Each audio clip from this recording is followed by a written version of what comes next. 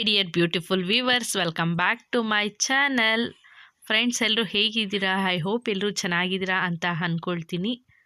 Friends, ಇದು ಸೋಮವಾರ ಬೆಳಗ್ಗೆಯಿಂದನೇ ಲಾಗ್ನ start ಮಾಡಿದ್ದೀನಿ. ಬೆಳಗ್ಗೆನೇ ಬೇಗನೆ ಎದ್ದು 6-6:30ಗೆಲ್ಲ ಎದ್ದೊಳ್ಬಿಡ್ತೀನಿ.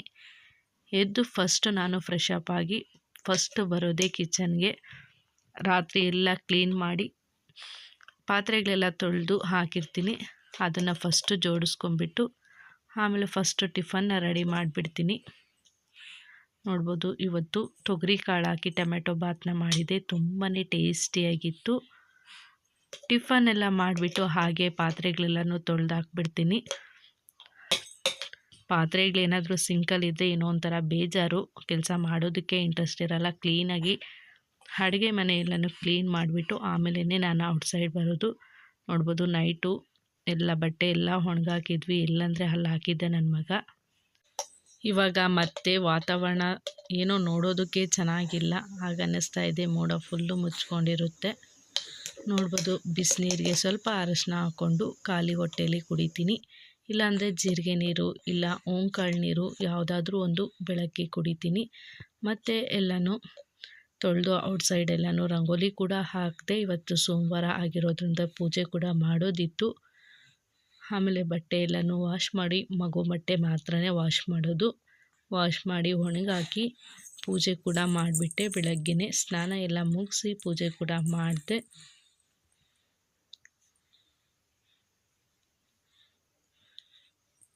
ಎಲ್ಲನೂ ಫುಲ್ಲು ಕೂದಲೆಲ್ಲನೂ ಡ್ರೈ ಮಾಡಿಕೊಂಡು ತಲೆ ಕೂಡ ಬಾಚ್ಕೊಬಿಟ್ಟು ಆಮೇಲೆ ನಮ್ಮತ್ತೆ ಎಲ್ಲನೂ ಫೋಲ್ಡ್ ಮಾಡಿ ಇಟ್ಟಿದ್ದರು ಮಗು ಬಟ್ಟೆಗಳೆಲ್ಲನೂ. ಅದನ್ನು ಕೂಡ ಕಬೋರ್ಡ್ಗೆ ಇಟ್ಬಿಡೋಣ ಅಂತ ಹೇಳಿಬಿಟ್ಟು ಎಲ್ಲ ಕೂಡ ಇಟ್ಕೊಳ್ತಾ ಇದ್ದೆ. ಮಗು ಬಟ್ಟೆಗಳು ಆಗಾಗ್ಗೆ ಜೋಡಿಸ್ಕೊಬಿಡಬೇಕು, ಇಲ್ಲ ಅಂದರೆ ಡೈಲಿ ವಾಶ್ ಮಾಡೋದ್ರಿಂದ ಬಟ್ಟೆಗಳು ಬೀಳ್ತಾ ಇರುತ್ತೆ. ನಾವೇನಾದರೂ ಮಡಿಸಿಲ್ಲ ಅಂದರೆ ಅದು ಅಲ್ಲೇ ಇದ್ದೋಗುತ್ತೆ. ಅದಕ್ಕೋಸ್ಕರ ನಮ್ಮತ್ತೆ ಫೋಲ್ಡ್ ಮಾಡ್ತಾ ಇರ್ತಾರೆ. ನಾನು ಟೈಮ್ ಸಿಕ್ಕಿದಾಗ ಎಲ್ಲನೂ ಮಕ್ಕಳ ಕಬೋರ್ಡ್ಗೆ ಇಡ್ತಾ ಇರ್ತೀನಿ. ಹೆಣ್ಮಕ್ಳಿಗೆ ಎಷ್ಟೇ ಕೆಲಸ ಮಾಡಿದ್ರೂ ಒಂದೊಂದು ಕೆಲಸ ಇದ್ದೇ ಇರುತ್ತೆ.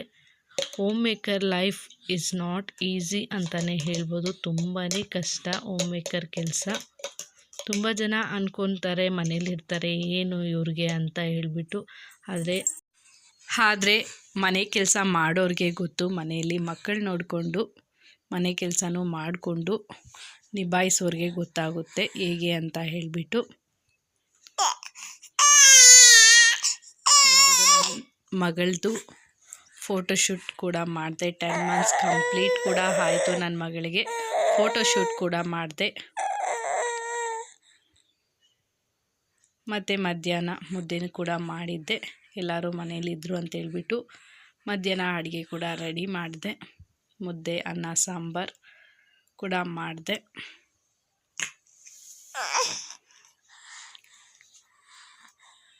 ಅವರೇ ಬೇಳೆಯಲ್ಲಿ ಮಾಡಿದ್ದು, ಅದೇನೋ ತೆಲ್ಪಪ್ಪು ಸಾರು ಅಂತ ಹೇಳ್ತಾರೆ ತೆಲುಗಲ್ಲಿ, ಕನ್ನಡದಲ್ಲಿ ಗೊತ್ತಿಲ್ಲ. ತುಂಬಾ ಟೇಸ್ಟಿಯಾಗಿ ಇರುತ್ತೆ. ನನ್ನ ಮಗಳು ಕೂಡ ವಾಕರಲ್ಲಿ ಆಡ್ತಾಯಿದ್ಲು.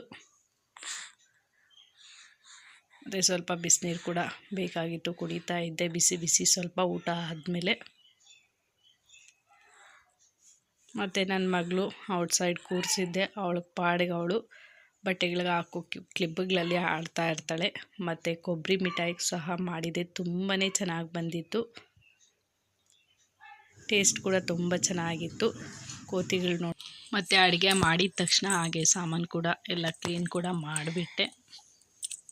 ಫ್ರೆಂಡ್ಸ್, ಇವಾಗ ಮಧ್ಯಾಹ್ನ ಆಗಿದೆ. ಟೈಮ್ ಬಂದು 2:15 ಆಗಿದೆ. ಊಟ ಎಲ್ಲ ಮುಗಿಸಿ ಈ ಲಾಗ್ನ ಎಂಡ್ ಮಾಡೋಣ ಅಂತ ಮಾಡ್ತಾಯಿದ್ದೀನಿ. ನನ್ನ ಮಗಳು ಇವಾಗ ತಾನೇ ಎದ್ದಿದ್ದಾಳೆ. ಐ ಹೋಪ್ ಈ ವಿಡಿಯೋ ಇಷ್ಟ ಆಗಿದೆ ಅನ್ಕೋತೀನಿ. ಈ ಲಾಗ್ ಇಷ್ಟ ಆಗಿದ್ದಲ್ಲಿ ಪ್ಲೀಸ್ ನನ್ನ ಚಾನಲ್ನ ಸಬ್ಸ್ಕ್ರೈಬ್ ಮಾಡೋದನ್ನು ಮರಿಬೇಡಿ. ಪ್ಲೀಸ್ ಸಬ್ಸ್ಕ್ರೈಬ್ ಮಾಡಿ ಸಪೋರ್ಟ್ ಮಾಡಿ ಅಂತ ಕೇಳ್ಕೊತೀನಿ. Thank you for watching.